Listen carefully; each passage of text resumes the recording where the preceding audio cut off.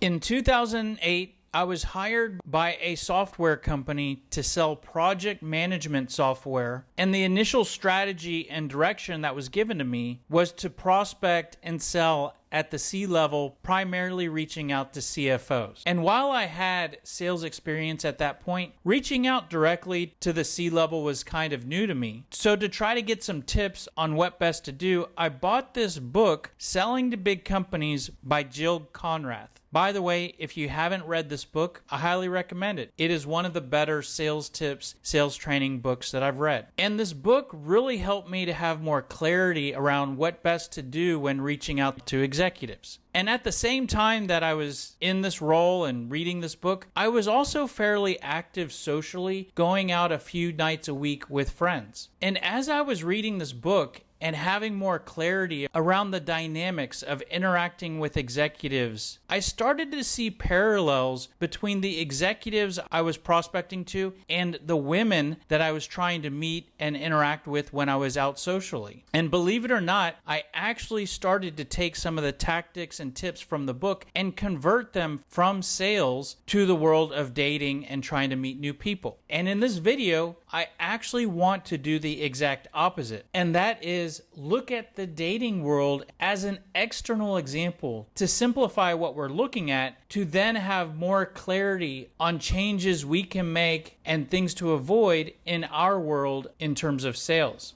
Now, I could probably list out a dozen or more different ways that sales is similar to dating, but for this video and to make the most out of your time, I'm only going to focus on 4, and I selected these because each of these are fairly eye-opening and can impact how you look at things, and just about each of them will give you actionable ideas that you might implement into how you sell. And the first way that sales is like dating is that the prospects that we are trying to sell to are similar to an attractive woman at a bar. Now, I'm going to use some stereotypes and generalizations here. I know a lot of what I'm about to talk about can go both ways for both genders, but the purpose of talking about this is to demonstrate something and have clarity around how things work. And when you take the example of a woman at a bar that might be busy with many men, there is a clear dynamic where that woman will have a lot of the men at that bar interested in talking to her. This dynamic of how men pursue women is very similar to how salespeople pursue prospects in sales. And that is pretty clear because a lot of the men that are interested in this woman will actually physically walk over and try to start a conversation with her. And these men are not just looking to talk about the weather or a recent sports event. These men are selling something. The product they're selling is themselves, and selling themselves in somewhat of a romantic context. And that will be very clear because just about all of these men will use some sort of pickup line to try to break the ice. The prospect is just like this woman at a bar, in that almost every prospect has a lot of salespeople that are interested in talking with them. And with that, the prospects that you're trying to sell to are getting approached a lot by salespeople. And all of these salespeople are all focused on trying to sell the product to the prospect. But what's helpful here is to picture the woman at the bar who has these annoying guys walking up to her, interrupting her, and trying to pick her up. By picturing that, that might help us to see things in a different way. Which brings us to the next way that sales is like dating, and that is that when a salesperson is performing cold outreach in the form of cold calling or cold emailing, that's similar to those guys that are approaching the girl at the bar and trying to break the ice in order to introduce themselves and start a conversation. Now, if we go back to thinking about the woman at the bar, if there were only a couple guys at the bar and only 1 or 2 guys that approached the woman to try to talk to her, there would be more room for error, meaning the guys would not have to worry so much about what what they say and what they do, because not only would there be less competition, but the woman would be less guarded. And that is because throughout the evening, there are so many different guys that approach the woman and interrupt her and try to start a conversation with her, that it actually starts to become very time consuming dealing with all these different guys, and that's distracting the woman from her goal of trying to have fun. She's out and she wants to have fun with her friends, and she's open to talking to people she doesn't know, but all of these different men that talk to her are all trying to sell something, and this triggers guardedness and starts to make the woman a little annoyed. And what happens is that when a man that she does not know tries to start a conversation with her, if he uses a pickup line that flags him as being the next guy that is approaching her to try to pick her up, her guardedness is triggered, and she starts to feel like this is something I'm not interested in, and this is something I don't want to have to deal with again. You can get a picture in your head of that. That is extremely helpful, because this is very similar to what happens when prospects answer our cold calls or receive our cold emails.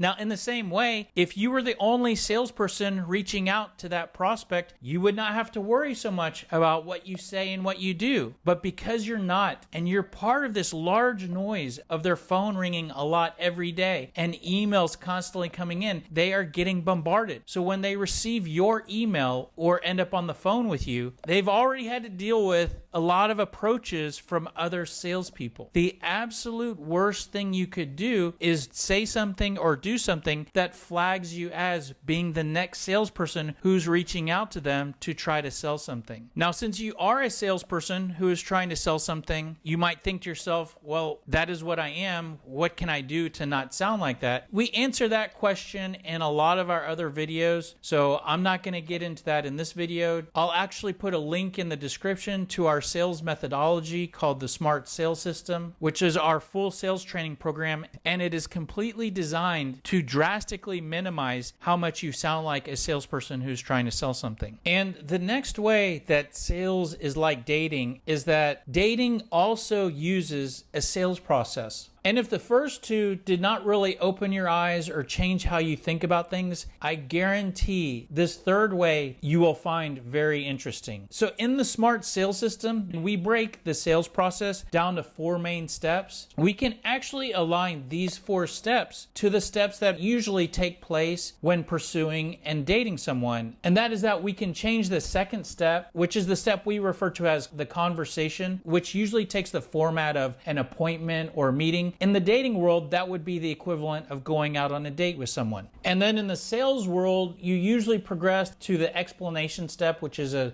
demonstration proposal. That might be progressing to some sort of intimacy and getting to know each other closer romantically. And in the sales world, where the customer purchases the product, we will connect that with the establishing of a relationship. Here's what's really interesting is that everybody knows the second step is to go out on a date. And the close, almost 100% of the time, is always to ask the person that you meet, whether that's meeting someone at a bar or meeting someone on a dating app, the close is almost always to ask someone out on a date. What people would never do is when they first meet someone is to try to sell them on the relationship. You would never send a message to someone on a dating app right after you meet them to say, do you want to be my girlfriend? Do you want to be my boyfriend? Not only does selling that step of the sales process not make any sense, but you would look crazy and psychotic if you did try that. And here's where this is extremely powerful. If we convert this sales process back to sales and selling a product, guess what 90% or more of salespeople do when they're first interacting with someone? They close for the product. And a good example of this is a cold email. I receive a lot of cold emails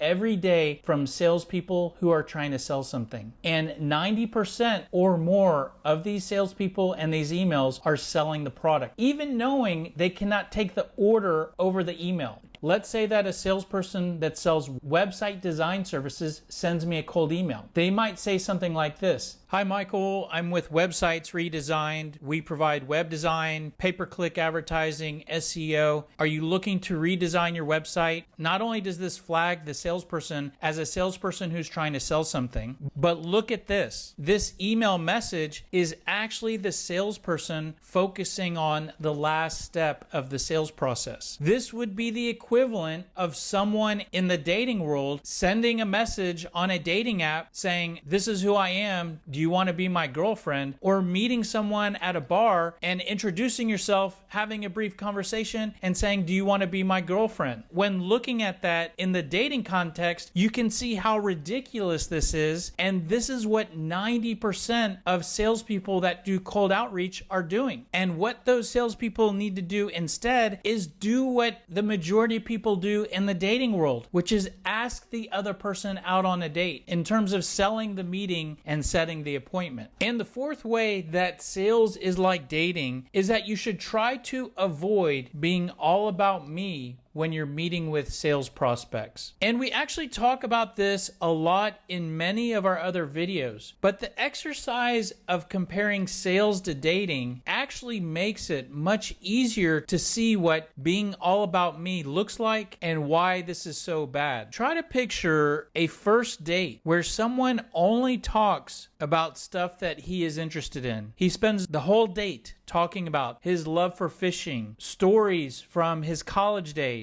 and his career and what he does for work. How do you think the other person on that date would feel listening to this person only talk about himself and all of the things that he's interested in? The person they're trying to communicate with and build a relationship with is likely struggling to stay engaged and interested. And it's very easy for salespeople to go in this direction, in that salespeople can often fall into product selling mode where they talk primarily about the company they work for and the product they sell. And in the same way that being all about me on a date, this can increase the likelihood that prospects you talk with are bored and less engaged, leading to less rapport and leads being generated. Now, if you agree with that, the solution here is extremely easy in that all you have to do is decrease how much you talk about your stuff and replace that with asking good questions. Every time you ask a question and get the prospect talking, you're making that conversation or that meeting more about the prospect. And so that is pretty much it. Hopefully those 4 examples of how sales is like dating can help you to have more clarity on what to do and not do when you're communicating with prospects. If you have questions or want more information, the best place to go is salescriptor.com. Thanks for being here. Hope this was helpful, and we look forward to seeing you on the next video. Have a great day. Take care. Bye.